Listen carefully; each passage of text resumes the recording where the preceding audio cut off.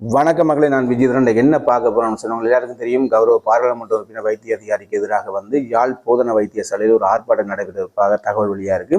அது எந்த அளவுக்கு உண்மையானு தெரியாது. ஆனா என்ன நடந்ததுன்னு பாத்தீங்கன்னு சொன்னா, உங்களுக்கு எல்லாருக்கும் தெரியும், யாழ் போதனா வைத்தியசாலைக்குள்ள சென்றிருந்தாரு. உங்களுக்கு தெரியும், கௌரவ பாராளுமன்ற உறுப்பினர் வைத்திய அதிகாரி அறிக்கை அவர்கள் அங்க என்ன சொல்றது, யாழ்ப்பாண போதனா வைத்தியசாலை நிர்வாக பணிப்பாளர் கௌரவ சத்தியமூர்த்தி அவர்களுடன் ஒரு சில பேச்சுவார்த்தை நடந்ததாக அவருடைய அலுவலகத்தில் அங்க சில முருக நிலை ஏற்பட்டதாக அதை தொடர்ச்சியாக யாழ்ப்பாண நிர்வாக பணிப்பாளர் கௌரவ சத்தியமூர்த்தி அவர்களால் கௌரவ பாராளுமன்ற உறுப்பினர் வைத்திய அதிகாரி அரிச்சலனுக்கு எதிராக யாழ் போலீஸாரில் ஒரு கேஸ் பதிவு செய்யப்பட்டதாகவும் உங்களுக்கு தகவல் வெளியாக இருக்குது. அது மட்டும் இல்லாமல் இன்றைக்கு என்னத்துக்கான ஆர்ப்பாட்டம்னு சொன்னால், உங்களுக்கு எல்லாருக்கும் தெரியும், ஏற்கனவே யாழ்ப்பாணத்தில் 170க்கு மேற்பட்ட பணியாளர்கள் ஒரு ஒப்பந்த அடிப்படையில், அதாவது ஊதியம் இல்லாமல் வேலை செய்கிற ஒப்பந்த அடிப்படையில் அங்கே பணியமர்த்தப்பட்டிருந்தாங்களாம். அவர்களுக்கான நிரந்தர ஊதியம் கேட்டு, அதாவது நிரந்தர வேலை கேட்டு அவங்க யாழ்ப்பாணம் நிர்வாகம், அதாவது வைத்தியசாலை நிர்வாகத்தை முறையிட்ட பொழுது அதுக்கான எந்தவித ஏதுவான தகவலும் வழங்காத பட்சத்தில் புதிய அரசாங்கத்திடம் முறையிட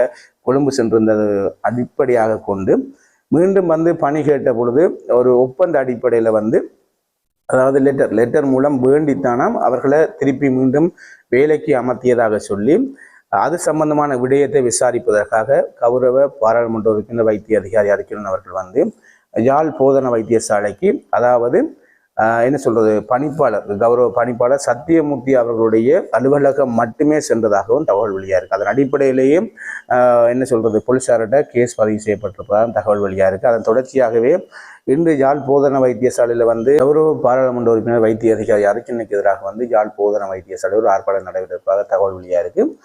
ஆனால் இது எந்த அளவுக்கு உண்மை என்று தெரியாது. என்னன்னு சொன்னால், மருத்துவம் என்றது நான் மட்டுமில்லை, எல்லா பொதுமக்களுக்கும் முக்கியமான விடயம். அதை விமர்சிக்கிறதுக்கு எங்களுக்கு எந்த தகுதியும் கிடையாது. நிச்சயமாக இது செய்தி என்றதால் இதை கடத்துறேன், அது மட்டும்தான். நிச்சயமாக நான் இப்போ எனக்கு ஒரு கை பிரச்சனையால் இன்று யாழ் போதனா வைத்தியசாலையை நோக்கி போக போகிறேன். அங்கே நிச்சயமாக இது சம்பந்தமான செய்திகள் எதுவும் காணப்பட்டால் நிச்சயமாக அந்த வீடியோட இன்னொரு வீடியோ சந்திக்கும் வரை பாய்.